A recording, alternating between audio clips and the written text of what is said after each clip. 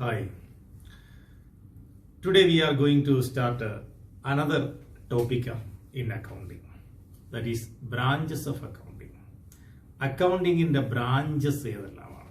നമ്മൾ previous classൽ what is the meaning of accounting? What is the evolution of accounting? Accounting എന്താ ഉണ്ടായത്? അല്ലെങ്കിൽ എങ്ങനെയാണ് ഉണ്ടായത്? അക്കൗണ്ടൻസി അല്ലെങ്കിൽ അക്കൗണ്ടിംഗ് എന്ന് പറയുന്ന സബ്ജക്റ്റ് എന്തിനു വേണ്ടിയാണ് ഒരു കമ്പനിയിൽ? അതിൻ്റെ വരാനുള്ള കാരണങ്ങളെക്കുറിച്ചും അതിൻ്റെ ഡെഫിനേഷനെ കുറിച്ചും നമ്മൾ ക്ലിയർ ആയിട്ട് ഡിസ്കസ് ചെയ്ത് കഴിഞ്ഞു. ഇന്ന് നമ്മൾ ഡിസ്കസ് ചെയ്യുന്നത് അക്കൗണ്ടിങ്ങിന്റെ ബ്രാഞ്ചസിനെ കുറിച്ചാണ്. അക്കൗണ്ടിങ്ങിന് പ്രധാനമായിട്ടും 3 ബ്രാഞ്ചുകളാണുള്ളത്. ഫസ്റ്റ് ബ്രാഞ്ചിനെ നമ്മൾ വിളിക്കുന്ന പേര് ഫൈനാൻഷ്യൽ അക്കൗണ്ടിംഗ് എന്നും, രണ്ടാമത്തെ ബ്രാഞ്ചിനെ നമ്മൾ വിളിക്കുന്ന പേര് കോസ്റ്റ് അക്കൗണ്ടിംഗ് എന്നും, മൂന്നാമത്തെ ബ്രാഞ്ചിനെ നമ്മൾ വിളിക്കുന്ന പേര് മാനേജ്മെന്റ് അക്കൗണ്ടിംഗ് എന്നുമാണ്. അപ്പം അക്കൗണ്ടിങ് എന്ന വാക്ക് കേൾക്കുമ്പോൾ അതിന്റെ മീനിങ് നിങ്ങൾക്ക് വ്യക്തമായി അറിയാം.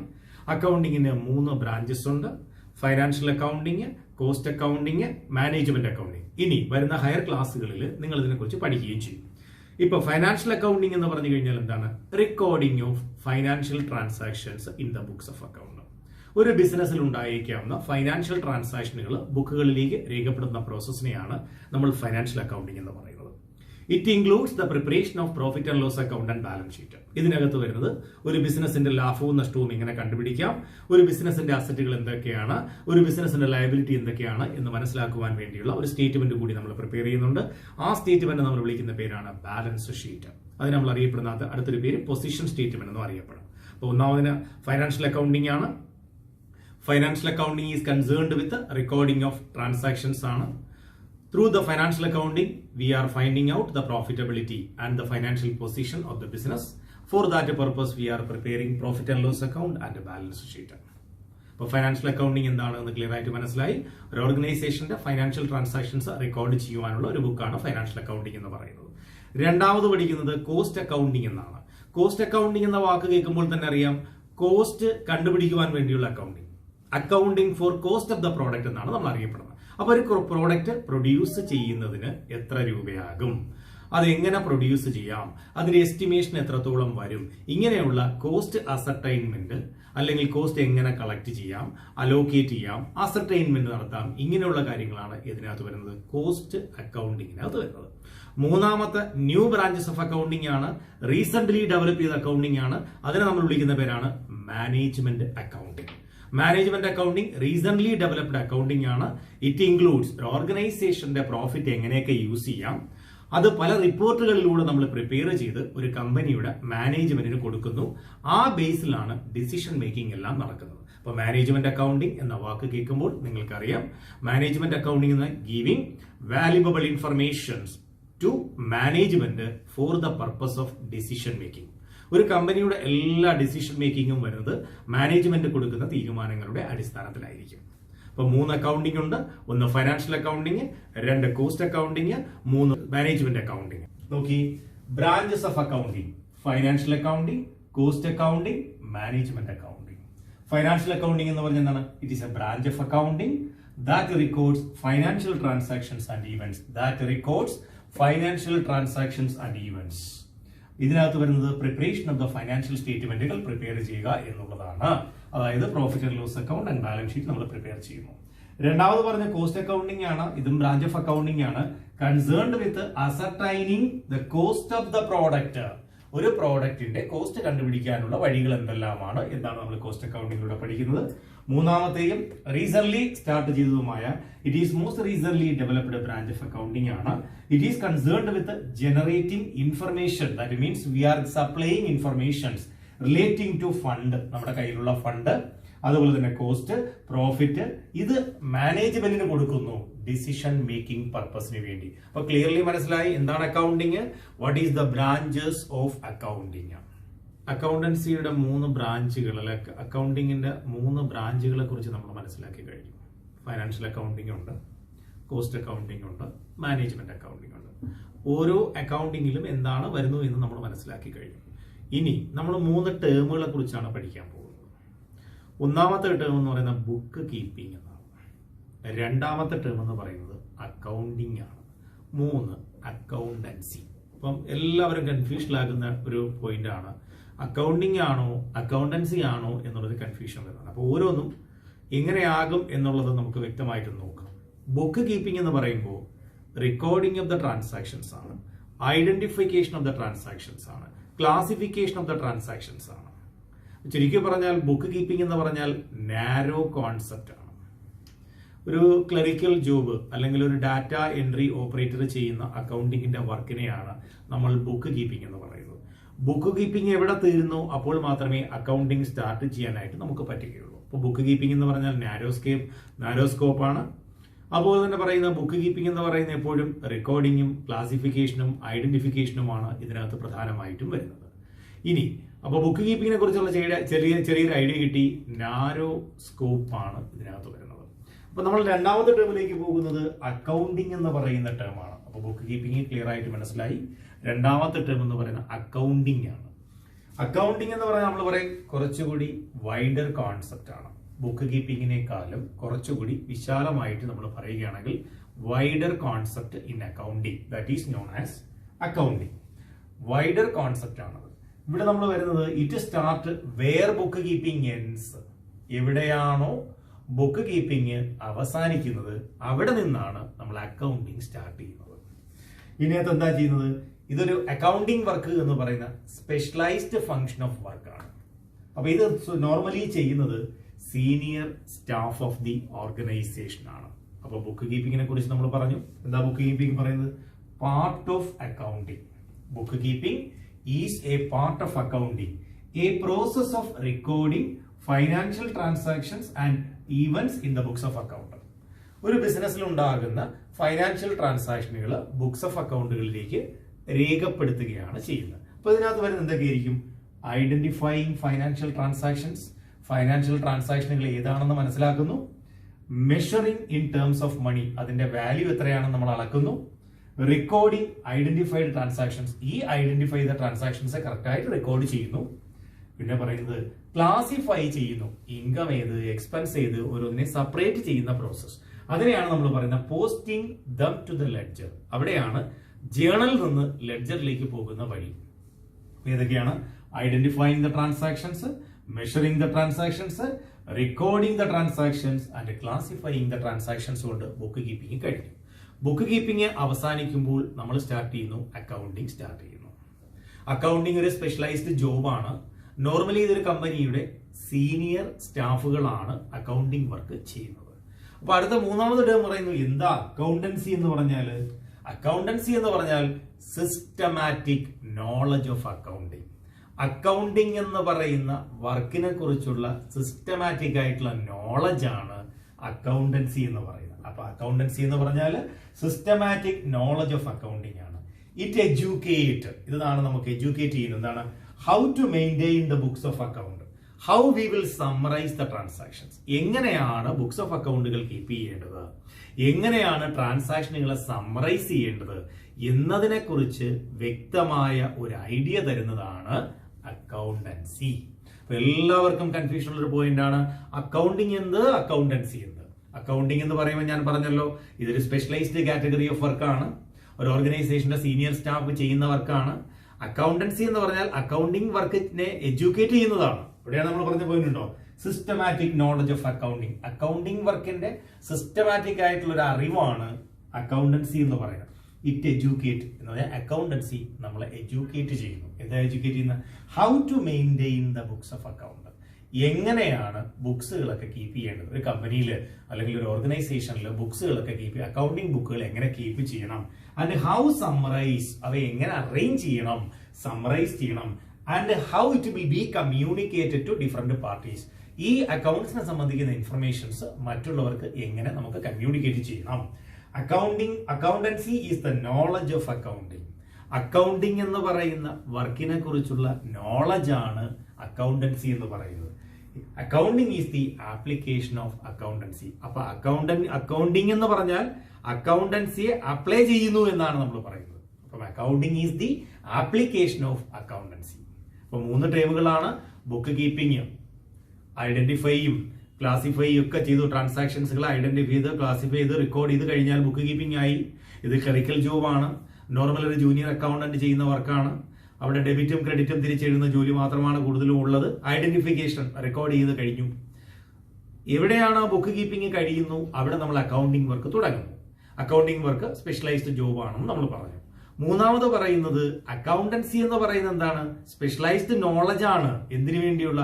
അക്കൗണ്ടിംഗ് വർക്ക് ചെയ്യുവാനുള്ള നോളജ് ആണ് അക്കൗണ്ടൻസി എന്ന് പറയുന്നത്. ഇറ്റ് എഡ്യൂക്കേറ്റ്, ഇത് നമുക്ക് വ്യക്തമായി വിദ്യാഭ്യാസം അല്ലെങ്കിൽ പറഞ്ഞു തരുന്നു.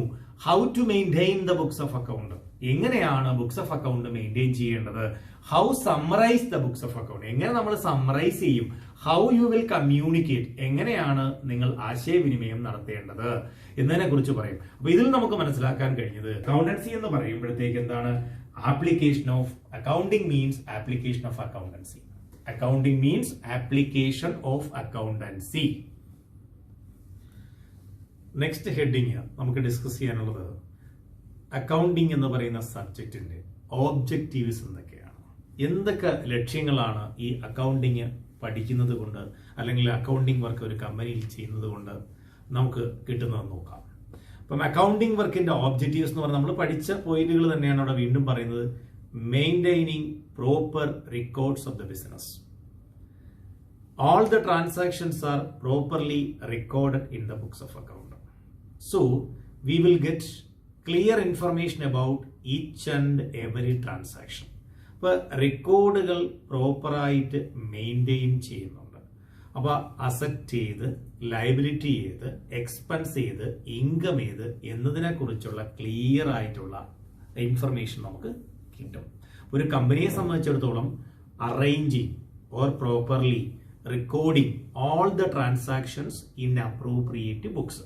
ഒരു ബിസിനസ് ഓർഗനൈസേഷനിൽ ഉണ്ടായേക്കാവുന്ന ട്രാൻസാക്ഷനുകളെല്ലാം കറക്റ്റ് ആയിട്ട് അതാത് ബുക്കുകളിലേക്ക് നമ്മൾ അറേഞ്ച് ചെയ്യുന്നു. So the first objective of accounting is maintaining proper records of the business.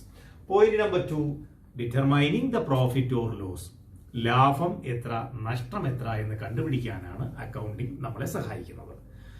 Profit is the driven factor for any organisation. ഏത് ഓർഗനൈസേഷനെയും നയിച്ചു കൊണ്ടുപോകുന്ന അല്ലെങ്കിൽ മുന്നോട്ട് കൊണ്ടുപോകുന്ന പ്രധാനപ്പെട്ട ഘടകം എന്ന് പറയുന്നത് ഏതാണ്? പ്രോഫിറ്റ് എന്നാണ്. Without profit no organisation can survive എന്നും പറയേണ്ടി വരും. അപ്പോൾ പ്രോഫിറ്റ് ഇല്ല എങ്കിൽ ഒരു ബിസിനസ് ഓർഗനൈസേഷനും കൂടുതൽ കാലം നിലനിൽക്കാൻ കഴിയില്ല. So in order to calculate the profit the accounting is very helpful. അപ്പോൾ അക്കൗണ്ടിങ്ങിന്റെ അടുത്ത ഒബ്ജക്റ്റീവ് ആയിട്ട് പറയുന്നു ലാഭവും നഷ്ടവും കണ്ടുപിടിക്കാൻ നമ്മെ സഹായിക്കുന്നു. In order to calculate the profit or loss, we have to prepare a statement. That statement is known as income statement. ഒരു പ്രോഫിറ്റോ ലോസോ അറിയുന്നതിന് വേണ്ടി നമ്മുടെ കമ്പനികളിൽ പ്രിപ്പയർ ചെയ്യുന്ന ഒരു സ്റ്റേറ്റ്മെന്റ് ഉണ്ട്. ആ ഒരു സ്റ്റേറ്റ്മെന്റ് ഞാൻ വിളിക്കുന്ന പേരാണ് ഇൻകം സ്റ്റേറ്റ്മെന്റ്, അല്ലെങ്കിൽ അതിനെ നമ്മൾ എന്ന് പറയും പ്രോഫിറ്റ് ആൻഡ് ലോസ് അക്കൗണ്ട് എന്ന് വിളിക്കാം. രണ്ടാമത്തെ objective calculation or the determination of profit or loss. മൂന്നാമത്തെ ഒബ്ജക്റ്റീവ്സ് പറയുന്നത് determining the financial position. Position means what is the current status of the organisation, what is the position of assets, what are the liabilities. ഒരു ഓർഗനൈസേഷനിൽ എന്തെല്ലാം അസറ്റുകൾ ഉണ്ട്, asset എന്ന് പറയുമ്പോൾ നമുക്കറിയാം റിസോഴ്സുകളാണ്, എന്തൊക്കെ ലയബിലിറ്റീസ് ഉണ്ട്. അതാണ് ക്ലിയർ. ഒരു വ്യക്തിയെ പോലെ തന്നെയാണ് ഒരു ഓർഗനൈസേഷനും എന്തൊക്കെ സമ്പത്തുകളാണ് ഒരു വ്യക്തിക്കുള്ളത്, എന്തൊക്കെ ബാധ്യതകളാണ് ഒരു വ്യക്തിക്കുള്ളത് എന്നതിനെ കുറിച്ചുള്ള ഒരു ഐഡിയ കിട്ടുന്നത് ഫൈനാൻഷ്യൽ പൊസിഷൻ എന്ന് പറയുന്ന സ്റ്റേറ്റ്മെന്റ് പ്രിപ്പയർ ചെയ്യുമ്പോഴാണ്. ഈ ഫൈനാൻഷ്യൽ സ്റ്റേറ്റ്മെന്റ് എന്ന് പറയുന്നത് അല്ലെങ്കിൽ ഫൈനാൻഷ്യൽ പൊസിഷൻ എന്ന് പറയുന്നത് ബാലൻസ് ഷീറ്റ് എന്നാണ് നമ്മൾ അറിയപ്പെടുന്നത്. ഈ ഷീറ്റ് വിത്ത് ബാലൻസസ് എന്നാണ്. അസറ്റുകളെ സംബന്ധിക്കുന്ന ഇൻഫർമേഷനുകളും ലയബിലിറ്റിയെ സംബന്ധിക്കുന്ന ഇൻഫർമേഷനുകളും ഈ സ്റ്റേറ്റ്മെന്റിലൂടെ നമുക്ക് കിട്ടുന്നതായിരിക്കും. അതുകൊണ്ടാണ് അവർ പറയുന്നത് determining the financial position of the business എന്ന് പറയുന്നത്. അടുത്ത നാലാമത് പറയുന്നത് ഫെസിലിറ്റേറ്റിംഗ് മാനേജ്മെന്റ്. അക്കൗണ്ടിംഗ് ഉള്ളത് കൊണ്ട് accounting facilitated management for the purpose of decision making, four the purpose of controlling, four the purpose of budgeting. ഒരു ഓർഗനൈസേഷൻ നിയന്ത്രിച്ചു കൊണ്ടുപോകുന്നതിന്, ഒരു ഓർഗനൈസേഷന്റെ കാര്യങ്ങൾ കൺട്രോൾ ചെയ്യുന്നതിന്, ഒരു ഓർഗനൈസേഷനിൽ ബഡ്ജറ്റ് പ്രിപ്പയർ ചെയ്യുന്നതിനൊക്കെ അക്കൗണ്ടിംഗ് നമ്മളെ സഹായിക്കുന്നുണ്ട്. അതുകൊണ്ടാണ് ഫെസിലിറ്റേറ്റ് മാനേജ്മെന്റ് എന്ന് അർത്ഥമാക്കുന്നത് അവിടെ. അടുത്ത പോയിന്റ് പറയുന്നത് providing accounting information to users. Providing accounting information to users. Who are the users of accounting? ആർക്കാണ് അക്കൗണ്ടിംഗ് കൊണ്ട് ഉപയോഗമുള്ളത്? എക്സ്റ്റേണലും ഇന്റേണലുമായിട്ടുള്ള യൂസേഴ്സിന് നമുക്ക് കാണാൻ പറ്റും. എംപ്ലോയീസിന് വേണം, ഓണേഴ്സിന് വേണം, ഇൻവെസ്റ്റേഴ്സിന് വേണം, ഗവൺമെന്റ് സ്റ്റാഫിന് വേണം, റിസർച്ച് സ്കോളേഴ്സിന് വേണം. എല്ലാവർക്കും അക്കൗണ്ടിങ് അത്യാവശ്യമാണ്. ഈ അക്കൗണ്ടിങ് ആവശ്യമായ ആൾക്കാർക്ക് ടൈംലി ഇൻഫർമേഷൻസ് നമുക്ക് കൊടുക്കാൻ പറ്റുന്നത് അക്കൗണ്ടിങ് ഉള്ളത് കൊണ്ടാണ്. That means we are providing useful information to the users of accounting. The users are owners, employees, creditors, suppliers, bank, research, etc.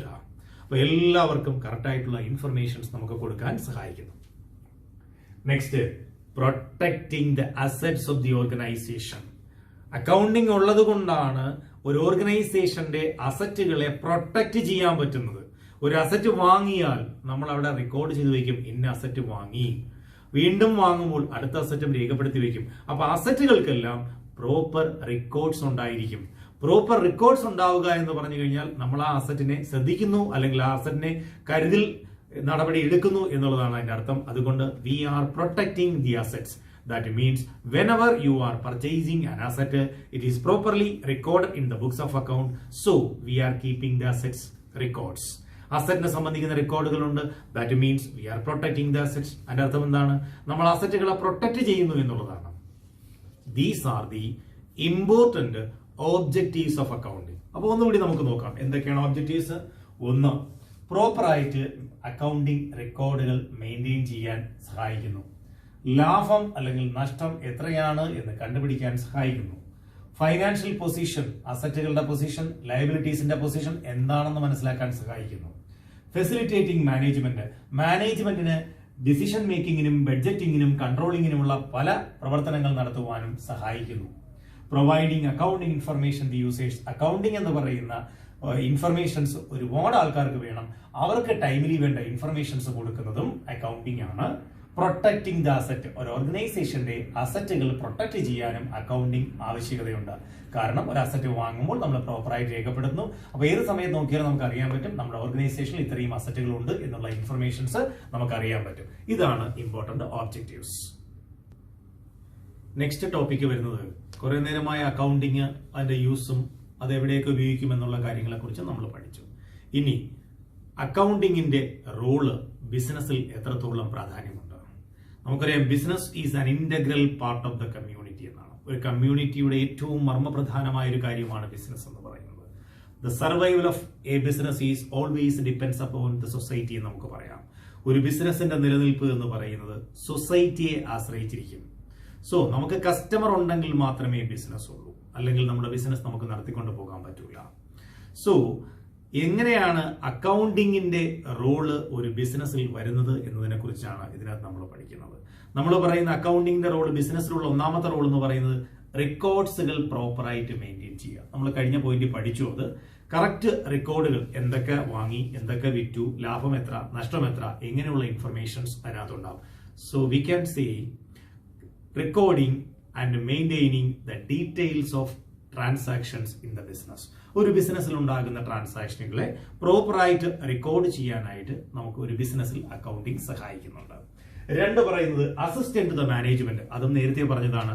മാനേജ്മെന്റിന് വളരെയധികം സഹായമാണ്. കാരണം ലാഭം എത്ര, നഷ്ടം എത്ര, എത്രത്തോളം പൈസ ഞാൻ ഇൻവെസ്റ്റ് ചെയ്തു, അതിൽ എന്തെങ്കിലും ലാഭം ഉണ്ടോ, എന്റെ ഇൻവെസ്റ്റ്മെന്റ് അനുസരിച്ചുള്ള റിട്ടേൺസ് എനിക്ക് കിട്ടുന്നുണ്ടോ എന്നെല്ലാം നമുക്ക് ചെക്ക് ചെയ്യാനായിട്ട് വരും. സോ അക്കൗണ്ടിംഗ് എന്ന് പറയുന്നത് മാനേജ്മെന്റിന് ഒരു ഹെൽപ്പാണ്, അല്ലെങ്കിൽ ഒരു അസിസ്റ്റൻസ് ആയിട്ട് നിൽക്കുന്നുണ്ട്. മൂന്ന് പറയുന്നത് ഫെസിലിറ്റേറ്റീവ് കമ്പാരിറ്റീവ് സ്റ്റഡിയാണ്. ഇപ്പം അക്കൗണ്ടിങ് ഉള്ളത് കൊണ്ടാണ് നമുക്ക് കഴിഞ്ഞ വർഷത്തെക്കാളും ഈ വർഷം പ്രോഫിറ്റ് കിട്ടിയോ, അല്ലെങ്കിൽ കഴിഞ്ഞ വർഷത്തെ ഇൻകം എത്ര, ഈ വർഷത്തെ ഇൻകം എത്ര, കഴിഞ്ഞ വർഷത്തെ എക്സ്പെൻസ് എത്ര, ഈ വർഷത്തെ എക്സ്പെൻസ് എത്ര എന്നുള്ളൊരു കമ്പാരിറ്റീവ് സ്റ്റഡി നമുക്ക് മനസ്സിലാക്കാൻ പറ്റും. There is proper accounting system is required to do a comparative study of an organization. It may be a profitability, it may be an expenditure, it may be an income. പല കാറ്റഗറിയിലുള്ള comparative സ്റ്റഡികൾ നമുക്ക് നടത്താൻ പറ്റും. നമ്മൾ comparative study നടത്തുന്നുണ്ട്. കഴിഞ്ഞ ടേമിന് എത്ര mark കിട്ടി, ഈ ടേമിന് എത്ര മാർക്ക് കിട്ടി, എത്ര വ്യത്യാസം വന്നു, ഇൻക്രീസ് ആണോ ഡിക്രീസ് ആണോ, അതിന്റെ റീസൺ എന്താണ് എന്നൊക്കെ നമുക്ക് കണ്ടെത്താൻ പറ്റും. അവിടെയാണ് കമ്പാരിറ്റീവ് സ്റ്റഡി എന്ന പദം കൊണ്ട് നമ്മൾ ഉദ്ദേശിക്കുന്നത്. Evidence in the court. നാളെ കോടതിയിൽ ഒരു പ്രശ്നം വന്നു കഴിഞ്ഞാൽ, നമ്മുടെ ബിസിനസ്സുമായിട്ട് ബന്ധപ്പെട്ട് എന്തെങ്കിലും ഒരു പ്രശ്നം നമ്മുടെ കോടതിയിൽ വന്നു കഴിഞ്ഞാൽ, we can provide proof the accounting informations because all of the court are accepted the accounting informations. എല്ലാ കോടതികളും നമ്മുടെ അക്കൗണ്ടിങ് ഇൻഫർമേഷനുകൾ അക്സെപ്റ്റ് ചെയ്യുന്നതായിരിക്കും. ഇന്നാൾക്ക് ഇത്ര രൂപ കൊടുത്തിട്ടുണ്ട്, നമുക്ക് റെക്കോർഡുണ്ട്, നമ്മൾ ബാങ്കിലിട്ടതിന്റെ പ്രൂഫുണ്ട്, നമ്മൾ പ്രോപ്പറായിട്ട് കമ്പനിയിൽ റെക്കോർഡ് ചെയ്ത് വെച്ചിട്ടുണ്ട്. ഒരാൾക്ക് 50,000 രൂപ സാലറി കൊടുത്തു, റെക്കോർഡ്സ് പ്രോപ്പറായിട്ടുണ്ട്. അപ്പൊ കോടതിയിൽ നാളെ ഒരാൾ നമുക്കെതിരായിട്ട് കിട്ടിയിട്ടില്ലെന്നോ എന്തെങ്കിലും ഇല്ല എന്നോ പറഞ്ഞു കഴിഞ്ഞാൽ we can provide the exact proof. So all of the courts are accepted the informations provided by the companies as accounting records. അപ്പോൾ അക്കൗണ്ടിങ് റെക്കോർഡുകൾ, അക്കൗണ്ട്സുകൾ എല്ലാ കോടതികളും അക്സെപ്റ്റ് ചെയ്യുന്നുണ്ട് പ്രോപ്പറായിട്ട്. അവർക്ക് അത് അക്സെപ്റ്റ് ചെയ്തിട്ട് അവർക്ക് കോർട്ടിന്റെ വിധി അല്ലെങ്കിൽ ഡിസിഷൻ എടുക്കാനായിട്ട് ഇതിനകത്ത് നമുക്ക് പറ്റുന്നതായിരിക്കും. അക്കൗണ്ടിങ്ങിനെ കുറിച്ച് വിശാലമായി പഠിച്ചു. അക്കൗണ്ടിങ്ങിന്റെ ഗുണങ്ങൾ, അക്കൗണ്ടിങ്ങിന്റെ ഒബ്ജക്റ്റീവ്സ്, അതിന്റെ ടൈപ്സ്, ഇതെല്ലാം പഠിച്ചോ. ഗുണമുള്ള ഒരാളിന് മാത്രമേ അല്ലെങ്കിൽ ഗുണമുള്ള ഒന്നിന് മാത്രമേ ദോഷങ്ങൾ ഉണ്ടാവുകയുള്ളൂ. അപ്പൊ അക്കൗണ്ടിങ് ഉപയോഗിക്കുന്നത് പോലെ തന്നെ അതിന് ദോഷങ്ങളും ഉണ്ട്. അപ്പൊ അക്കൗണ്ടൻസിയുടെ പ്രധാനപ്പെട്ട ലിമിറ്റേഷൻസ് എന്തൊക്കെയാണ്, എന്തൊക്കെ പ്രശ്നങ്ങളാണ് നമ്മൾ അക്കൗണ്ടിങ്ങിനകത്ത് കാണുന്നത്, അക്കൗണ്ടിങ് എക്സാക്റ്റ് ആണോ, ക്ലിയർ ആയിട്ട് വരുന്നുണ്ടോ ഇല്ലയോ എന്നുള്ള ഇൻഫർമേഷനെ കുറിച്ച് ചില ലിമിറ്റേഷനുകൾ നമുക്ക് പറയാം. ഒന്ന് പറയുന്നത് അക്കൗണ്ടിങ് എന്ന് പറഞ്ഞാൽ നോട്ട് ഫുള്ളി എക്സാക്ട്. ഒരിക്കലും അക്കൗണ്ടിങ് 100% പെർഫെക്റ്റ് അല്ല. നമ്മൾ നിശ്ചയിക്കുന്ന കണക്ക് ഡിപ്രീസിയേഷനുകളും നമ്മൾ നിശ്ചയിക്കുന്ന കണക്ക് പ്രൊവിഷനുകളും ചില എക്സ്പെൻസുകൾ കൂട്ടിക്കാണിക്കുകയും ചില എക്സ്പെൻസുകൾ കുറച്ച് കാണിക്കുകയും ചെയ്യുന്നതുകൊണ്ട് ഒരിക്കലും ഇത് എക്സാക്റ്റ് ആയിട്ടുള്ള ഒന്നല്ല. നമ്മൾ ചില എസ്റ്റിമേഷനുകളുടെ അടിസ്ഥാനത്തിലാണ് അല്ലെങ്കിൽ നമ്മൾ കാൽക്കുലേറ്റ് ചെയ്യുന്ന ചില സങ്കല്പങ്ങളുടെ അടിസ്ഥാനത്തിലാണ് എല്ലാ അക്കൗണ്ടിങ് വർക്കുകളും ചെയ്യുന്നത്. അതുകൊണ്ട് ഇത് ഒരിക്കലും നോട്ട് ഫുള്ളി എക്സാക്ട്. രണ്ടാമത് പോയിന്റ് പറയുന്നത് അൺറിയലിസ്റ്റിക് ഇൻഫർമേഷൻ. ചില ഇൻഫർമേഷൻ എടുത്തു കഴിഞ്ഞാൽ ഒരു റിയാലിറ്റി അല്ലെങ്കിൽ റിയലിസ്റ്റിക്കും കാണുന്നില്ല. അക്കൗണ്ടിങ് മുന്നോട്ട് പോകുന്നത് ചില കോൺസെപ്റ്റുകളുടെയും ചില അസംഷനുകളുടെയും അടിസ്ഥാനത്തിലാണ്. ഈ കോൺസെപ്റ്റുകളും അസംഷനുകളുമാണ് നമ്മൾ അൺറിയലിസ്റ്റിക് എന്ന് പറയുന്നത്. ഒരു കോൺസെപ്റ്റ് പറഞ്ഞാൽ ബിസിനസ് എത്രയെങ്കിലും കാലത്തേക്ക് മുന്നോട്ട് പോകും എന്നുള്ളൊരു സങ്കല്പത്തിലാണ് നമ്മുടെ അവിടെയുള്ള അക്കൗണ്ടുകളെല്ലാം നമ്മൾ എഴുതുന്നത്. That means going concern concept എന്നത് പറയും. ഇനി വരുന്ന ചാപ്റ്ററിൽ നമ്മൾ വിശാലമായിട്ട് പഠിക്കും. അപ്പം അക്കൗണ്ടിങ് എന്ന് പറയുമ്പോഴത്തേക്ക് അൺറിയലിസ്റ്റിക് ഇൻഫർമേഷൻ ആണ്. ദാറ്റ് മീൻസ് അവർ അക്കൗണ്ടിങ് എന്ന് പറയുന്നത് മുന്നോട്ട് പോകുന്നത് ചില കോൺസെപ്റ്റുകളുടെയും ചില അസംഷനുകളുടെയും അടിസ്ഥാനത്തിൽ മാത്രമാണ്. അതുകൊണ്ട് ഇത് അൺറിയലിസ്റ്റിക് എന്ന് പറയേണ്ടി വരും. 3, അക്കൗണ്ടിങ് ഇഗ്നോർ ക്വാളിറ്റേറ്റീവ് എലിമെന്റ്സ്. ക്വാളിറ്റിക്ക് യാതൊരു പ്രാധാന്യവും അക്കൗണ്ടൻസി ഇല്ല. അവൻ കൊള്ളാം അല്ലെങ്കിൽ നല്ലത്, ഗുഡ്, ബാഡ്, ഇങ്ങനെയുള്ള ക്വാളിറ്റിക്ക് ഒരു ഇമ്പോർട്ടൻസും അക്കൗണ്ട്സ് ഇല്ല. So accounting does not record qualitative informations. Quality പരമായ ഒരു ഇൻഫർമേഷൻസും അല്ലെങ്കിൽ ക്വാളിറ്റീസിന് അവരുടെ ഇമ്പോർട്ടൻസ് ഇല്ല. ക്വാണ്ടിറ്റേറ്റീവ് ഇൻഫർമേഷൻസിന് മാത്രമേ അക്കൗണ്ടിങ് ഇൻഫർമേഷൻ ഉള്ളൂ. ക്വാളിറ്റി അവിടെ പറയാറില്ല. ക്വാണ്ടിറ്റേറ്റീവ് 100 യൂണിറ്റ് വാങ്ങി, 50 യൂണിറ്റ് വാങ്ങി, അവിടെ ക്വാണ്ടിറ്റിയാണ് പറയുന്നത്, ക്വാളിറ്റിയെ കുറിച്ച് പറയുന്നില്ല. അത് കൊള്ളാമോ അതില്ലയോ എന്നുള്ളതിനെ കുറിച്ച് ഒരിക്കലും അതിനകത്ത് പറയുന്നില്ല. Accounting ignores price level changes. ഒരിക്കലും പ്രൈസ് ലെവൽ കൂടിയോ കുറഞ്ഞോ മാനേജ്മെന്റ് മാറിയോ എന്നുള്ള ഒരു ഇൻഫർമേഷനും നമുക്ക് അക്കൗണ്ടിങ്ങിനകത്ത് കിട്ടില്ല. So we understand that price level changes and change of the management informations are not available in accounting. അപ്പോൾ പ്രൈസ് ലെവൽ ചേഞ്ചസ്, അതുപോലെ തന്നെ മാനേജ്മെന്റ് മാറി, ഇങ്ങനെയുള്ള ഒരു ഇൻഫർമേഷൻസും അക്കൗണ്ട്സ് എടുത്ത് നോക്കിക്കഴിഞ്ഞാൽ നമുക്ക് അറിയാൻ കഴിയില്ല. Next, accounting may lead to window dressing. Accounting എന്ന് പറയുമ്പോൾ തന്നെ ഒരു വിൻഡോ ഡ്രസ്സിംഗ് ആണ്. That means manipulation possible there. നമുക്ക് അവിടെ മാനിപ്പുലേഷൻ നടത്താൻ കഴിയും. മാനിപ്പുലേഷൻ എന്ന് പറഞ്ഞു കഴിഞ്ഞാൽ പ്രോഫിറ്റ് കൂട്ടി കാണിക്കാൻ പറ്റും, പ്രോഫിറ്റ് കുറച്ച് കാണിക്കാൻ പറ്റും, എക്സ്പെൻസുകൾ കൂട്ടി കാണിക്കാൻ പറ്റും, എക്സ്പെൻസുകൾ കുറച്ച് കാണിക്കാൻ പറ്റും. അപ്പോൾ ഒരു അക്കൗണ്ടന്റിനെ സംബന്ധിച്ചിടത്തോളം വ്യക്തിപരമായി ചില കാര്യങ്ങൾ അതിനകത്ത് ചെയ്യാൻ കഴിയും. അതുകൊണ്ടാണ് കമ്പനികളുടെ അക്കൗണ്ടിങ് ചില സമയത്ത് നമ്മൾ പറയുന്നത് വിൻഡോ ഡ്രസ്സിംഗ് എന്നാണ്. അപ്പൊ ഏതൊക്കെയാണ് പ്രധാനപ്പെട്ട ലിമിറ്റേഷൻസ് ഒന്നുകൂടി? അക്കൗണ്ടിങ് എന്ന് പറഞ്ഞാൽ ഒരിക്കലും എക്സാക്റ്റ് അല്ല.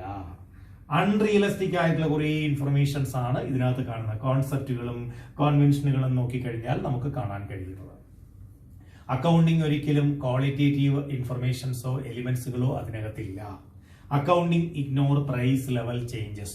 Price level, changes of management, ഇതൊന്നും അവർ പരിഗണിക്കുന്നതേ ഇല്ല. Accounting may lead to window dressing. Accounting ഏതിന് കാരണമാകുന്നു? Window dressing. പുറത്തുനിന്ന് നോക്കുമ്പോൾ നമുക്ക് പറയാം അയ്യോ ഭയങ്കര ലാഭമാണ്. Manipulation is possible. അപ്പൊ അവിടെ തരികിട കാണിക്കാനായിട്ട് നമുക്ക് പറ്റും. അല്ലെങ്കിൽ ഇൻകം കൂട്ടി കാണിക്കുന്നു. നമ്മൾ പലപ്പോഴും പത്രങ്ങളിൽ വായിച്ചിട്ടുണ്ട്, ചില കമ്പനികൾ അവരുടെ ഇൻകം കൂട്ടി കാണിച്ചു, പിന്നെയാണ് ഓഡിറ്റേഴ്സ് പിടിച്ച് പ്രശ്നങ്ങളിലേക്ക് വരുന്നത്. ഇതാണ് ഒരു കമ്പനിയുടെ അക്കൗണ്ടിങ്ങിന്റെ പ്രധാനപ്പെട്ട ലിമിറ്റേഷൻ ആയിട്ട് നമ്മൾ പറയുന്നത്. ഈ ചാപ്റ്ററിന്റെ ലാസ്റ്റ് ഭാഗമാണ് നമ്മൾ എക്സ്പ്ലെയിൻ ചെയ്യാൻ പോകുന്നത്. അക്കൗണ്ടിങ് എന്ന് പറയുമ്പോൾ 2 സിസ്റ്റം അക്കൗണ്ടിങ് നമുക്ക് കാണാൻ കഴിയും. ഒന്ന് double entry system of accounting എന്നും രണ്ടാമത്തേന് നമ്മൾ വിളിക്കുന്നത് single entry system of accounting എന്നും പറയുന്നത്. Double entry system of accounting definition പറഞ്ഞപ്പോൾ നമ്മൾ വ്യക്തമായി പറഞ്ഞു, ഒരു ബിസിനസ്സിലെ ഏത് ട്രാൻസാക്ഷൻ എടുത്തു കഴിഞ്ഞാലും രണ്ട് ആസ്പെക്റ്റുകൾ ഉണ്ടായിരിക്കും. ഒന്ന് റിസീവിംഗ് ആസ്പെക്റ്റും സെക്കൻഡ് വണ് ഗിവിംഗ് ആസ്പെക്റ്റും ആയിരിക്കും. Receiving and giving aspect is known as double entry system. അന്നേരം നമ്മളൊരു എക്സാമ്പിളും പറയുകയുണ്ടായി. ഞാൻ കടയിൽ പോയി ഒരു പേന വാങ്ങി, പേന എനിക്ക് കിട്ടി, ക്യാഷ് ഞാൻ കൊടുത്തു. അപ്പോൾ ഒരെണ്ണം ഗിവിംഗ് ഒരെണ്ണം റിസീവിംഗ് ആസ്പെക്റ്റുമായി. Each and every transaction in a business is no double entry system.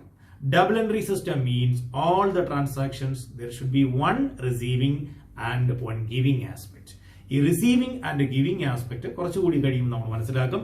ഒന്ന് ഡെബിറ്റും മറ്റൊന്ന് ക്രെഡിറ്റ് ആസ്പെക്റ്റുമാണെന്നുള്ള കാര്യം നമ്മൾ മനസ്സിലാക്കും. എല്ലാ കമ്പനികളും എല്ലാ ഓർഗനൈസേഷനുകളും പ്രിപ്പയർ ചെയ്യുന്നത് double entry system of accounting ആണ്. ഇനി single entry system of accounting ആണ് രണ്ടാമത്തെ system of accounting. Single entry എന്ന വാക്ക് കേൾക്കുമ്പോൾ ഒരു എൻട്രി എന്നുള്ള അർത്ഥമല്ല. പക്ഷെ ഇത് നോർമലി ഇതിന് പ്രത്യേകിച്ച് ട്രയൽ ബാലൻസുകളോ അതല്ല എങ്കിൽ പ്രോപ്പർ ആയിട്ടുള്ള ഒരു അക്കൗണ്ടിങ് സിസ്റ്റമോ ഇല്ല. മിക്ക കമ്പനികളും അല്ലെങ്കിൽ വളരെ പണ്ടുണ്ടായിരുന്ന ഒരു സിസ്റ്റമാണ് സിംഗിൾ എൻട്രി സിസ്റ്റം എന്ന് പറയുന്നത്. റിയൽ പ്രോഫിറ്റ് ഒളിച്ചു വെക്കാൻ വേണ്ടി, അതല്ലെങ്കിൽ റെക്കോർഡുകൾ പ്രോപ്പർ വേണ്ടാതിരിക്കാൻ വേണ്ടി, ബുക്സ് ഓഫ് അക്കൗണ്ടുകൾക്ക് സേവ് ചെയ്യാൻ വേണ്ടി പണ്ട് കാലഘട്ടങ്ങളിൽ ചെയ്തിരുന്ന ഒരു അക്കൗണ്ടിംഗ് സിസ്റ്റമാണ് സിംഗിൾ എൻട്രി സിസ്റ്റം. ഈ സിംഗിൾ എൻട്രി സിസ്റ്റത്തിന് അറിയപ്പെടുന്ന പേര് ഇതൊരു ഇൻകംപ്ലീറ്റ് റെക്കോർഡ്സ് ആണ്, അല്ലെങ്കിൽ അൺസയന്റിഫിക് മെത്തേഡ്സ് ആണ്. അതുകൊണ്ട് തന്നെ ഇതാരും പ്രിപ്പയർ ചെയ്യാറില്ല. ഒരിക്കലും ക്ലിയർ ആയിട്ടുള്ള ഒരു ഇൻഫർമേഷനും ഇതിനകത്ത് നിന്ന് കിട്ടാറുമില്ല. അപ്പൊ അതാ സ്ഥിരമായിട്ട് എല്ലാ കമ്പനികളും ഫോളോ ചെയ്യുന്നത് double entry system of accounting ആണ്. സിംഗിൾ എൻട്രി എന്ന് പറയുമ്പോൾ all the transactions are not recorded properly, all the aspects are not recorded. ചില ആസ്പെക്റ്റുകൾ മാത്രമേ അതിനകത്ത് രേഖപ്പെടുത്താറുള്ളൂ. പേഴ്സണൽ അക്കൗണ്ടുകളും ക്യാഷ് അക്കൗണ്ടുകളും മാത്രമേ അതിനകത്ത് രേഖപ്പെടുത്താറുള്ളൂ. ഇതൊരു അൺസയന്റിഫിക് ആണ്, അൺസിസ്റ്റമാറ്റിക് ആണ്. നോർമലി ഒരു ഓർഗനൈസേഷനുകളും ഇത് പ്രിപ്പയർ ചെയ്യാറില്ല. അങ്ങനെയുള്ള മെത്തേഡാണ് സിംഗിൾ എൻട്രി സിസ്റ്റം. അപ്പൊ രണ്ട് സിസ്റ്റം ഓഫ് അക്കൗണ്ടിംഗ് ഉണ്ട്, ഡബിൾ എൻട്രി സിസ്റ്റവും അതുപോലെ തന്നെ സിംഗിൾ എൻട്രി. ഡബിൾ ഏത് ട്രാൻസാക്ഷൻ എടുത്തു കഴിഞ്ഞാലും രണ്ട് ആസ്പെക്ട് ആവും. എല്ലാ കമ്പനികളും ഫോളോ ചെയ്യുന്ന ഡബിൾ എൻട്രി സിസ്റ്റമാണ്. നമ്മൾ ഇൻട്രഡക്ഷനിൽ പറയുകയുണ്ടായി അതിനെക്കുറിച്ച്. സിംഗിൾ എൻട്രി എന്ന് പറയുമ്പോൾ എല്ലാ ആസ്പെക്റ്റുകളും പൂർണ്ണമായി ഉണ്ടാകില്ല. ചില ആസ്പെക്റ്റുകൾ നമ്മൾ ഇഗ്നോർ ചെയ്യുകയാണ് ചെയ്യുന്നത്. എന്ന് പറഞ്ഞു കഴിഞ്ഞാൽ ട്രാൻസാക്ഷൻസുകൾ റെക്കോർഡ് ചെയ്യുന്ന സമയത്ത് പേഴ്സണൽ അക്കൗണ്ടുകളെയും ക്യാഷ് അക്കൗണ്ടുകളെയും മാത്രമേ നമ്മൾ പരിഗണിക്കുന്നുള്ളൂ. അപ്പൊ ഇത്രയുമാണ് ഫസ്റ്റ് ചാപ്റ്ററിനകത്ത് നിങ്ങൾക്ക് നോക്കുവാനുള്ളത്.